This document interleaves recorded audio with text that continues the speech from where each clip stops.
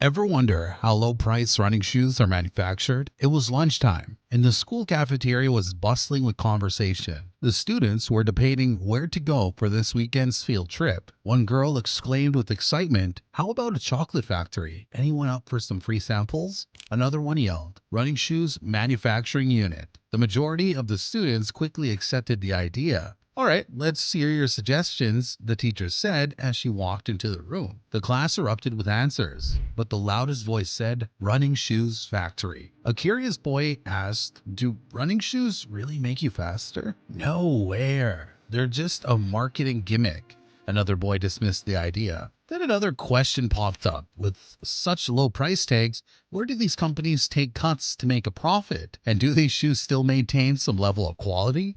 The teacher held up her hand to silence them. All right, just relax," she laughed and added, "You'll all get your answers when we go to the factory." You're also probably interested in the science behind your favorite pair. Let's find out exactly how running shoes are created. So come on, lace up, let's go. But before that, make sure to hit the like button and subscribe for more insights before exploring the world of running shoes. You won't want to miss what's coming next. The teacher told the students, "Before we step into the factory, let's take a quick journey through time and explore the fascinating history of running shoes." Interestingly, the history of running shoes goes back to ancient Greece, where athletes competed barefoot to showcase their strength. In an early attempt to safeguard their feet, the Romans went one step further and made thin sandals for their messengers.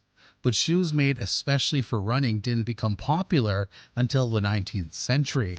In 1852, runners started using spiked shoes to increase traction. Charles Goodyear's innovation of vulcanized rubber in the 1900s led to the creation of the all-purpose athletic shoe, which was composed of canvas and rubber. While these shoes were more comfortable, leather still held the crown for durability, even if it sometimes caused chafing. Have you ever thought about how even inexpensive running shoes are able to include some of the same features as more expensive models? Cutting-edge technology and clever design are combined in modern running shoes, and even the least expensive models take inspiration from the best. But how do they achieve quality without breaking the bank? Well, let's dive in. Over the years, the running shoes have come a long way, evolving with a blend of biomechanics and cutting-edge technology in order to meet the needs of different runners. To research foot mobility and terrain adaptability, designers frequently use computer simulations and video analysis. Low-cost options could skip these high-tech customizations to keep prices down, but luxury companies employ these discoveries to develop designs specifically for people who roll their feet inward or outward. A standard running shoe prioritizes comfort, fit, and durability and is made up of roughly 20 parts, separated into the top and sole. Let's talk about comfort and support. The collar often features an Achilles tendon protector, and the foxing along the heel counter adds structure and support for enhanced stability. The shoe's upper portion, which encircles the top and sides of the foot, is made up of key elements that make all the difference. For example, the vamp shades the toe box and secures the lacing mechanism, while the feather line indicates the point where the mudguard and sole meet. Have you ever noticed how the tongue shields your foot from the pressure of the laces? That's only the beginning. Other enhancements guarantee that your shoes remain strong and long-lasting so you can run for mile after mile. Let's take a closer look at the process of hole punching. Let's get straight to the heart of the shoe, its sole. No pun intended. Have you ever questioned why it's so important for your run? The outsole, midsole, and wedge are the three main parts that make up the sole. But just how do each of these parts come together to provide you with the ideal amount of support and comfort? The outsole, which makes contact with the ground with each step, is made to absorb shock and provide traction. Depending on the intended feel, it's usually made of softer blown rubber or robust carbon rubber. Next is the midsole, which is the shoe's superhero for cushioning and is frequently made of liquid silicone, gel, or polyurethane. Some even include air capsules to provide additional bounce and enhanced shock absorption. Lastly, the wedge provides stability and comfort for extended runs by supporting the heel. Die cutting is the first step in the process, in which steel dies slice through the layers of leather or fabric, cutting out all the essential parts that make up the shoe. Multiple layers of fabric can be cut at once, but leather requires precision and must be cut one at a time. Once all the pieces are ready, it's time for some stitching or cementing to bring the upper. Imagine having breathable knit or mesh uppers that fit comfortably and flexibly around your feet. For longevity, these materials are strengthened with durable PU leather patches. It starts with a soft EVA insole for that plush feel, and then it has a midsole made from polyurethane infused with gel or silicone for added cushioning.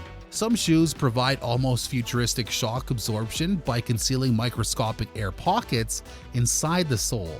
For the best grip, manufacturers make the outsole the area that hits the ground from carbon or blown rubber with complex designs. To make sure every shoe meets the minimum standards, the initial quality check takes place. Any damaged parts are set aside on the shoe rack pending further processing if any flaws are found. Once everything is in order and the finishing touch, branding labels, is carefully applied, marking the shoe is ready for the shelves. Finally, they pack the shoes neatly and prepare them to become your new go-to on the track or trail. Grown popular, whether you're walking on a beach or just relaxing at home.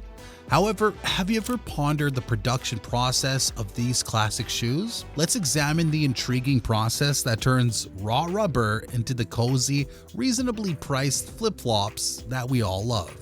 The cups, tailoring to every mood, occasion, and personal choice. Imagine a foam flip-flop with a variety of vibrant colors that would be ideal for relaxing by the pool and drawing attention from everyone. Then there's the traditional wood-bottomed flip-flop, which combines comfort and flair with a flowery strap that feels perfect for the beach. However, flip-flops have evolved beyond casual wear to high-fashion runways, where their elegant leather designs are a striking sight on Parisian streets. Satin or silk variants are frequently worn as evening wear for a more refined look, demonstrating that comfort need not always come at the expense of style. Step 4. Final product improvement. Flip-flops can be personalized with various prints to add that finishing touch. The three most popular printing techniques, screen, roller, and digital, give each pair a distinctive look before they're prepared for retail. These flip-flops are designed with comfort and style in mind, whether they have a traditional look or a striking one. The flip-flops are put through one last quality check before packing. What about the socks? The essential unbreakable pair to go with them. Curious about how the socks that keep your feet comfortable throughout those intense workouts, well, are made? Check out our previous video, how sports socks are made in the factory. See you there.